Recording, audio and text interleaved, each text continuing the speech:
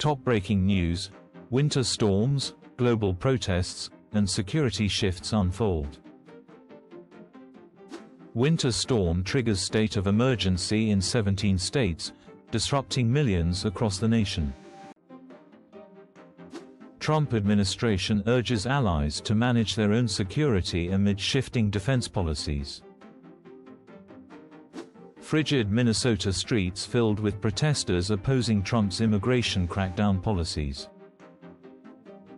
Canada's Carney criticizes U.S. coercion, sparking anger within Team Trump. Alleged drug kingpin and ex-Olympic snowboarder arrested in Mexico, facing U.S. charges. Stay tuned for more updates and breaking news from around the world.